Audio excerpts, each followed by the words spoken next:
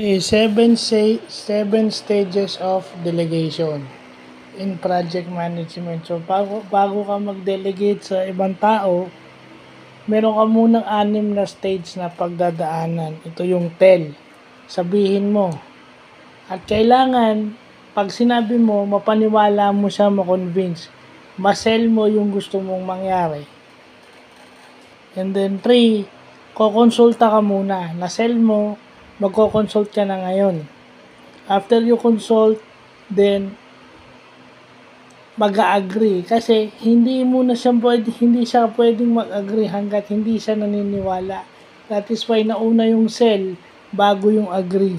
At saka dapat in between that nagko-consult ka. Yung 5 advice.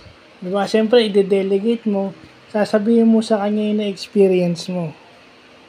6, inquire.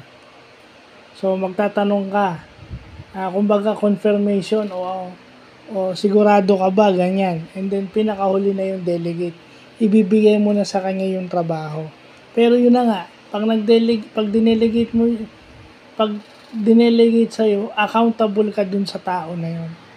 Meron ka dapat accountability dun sa nag-delegate sa'yo o dun sa nagbigay sa'yo ng task.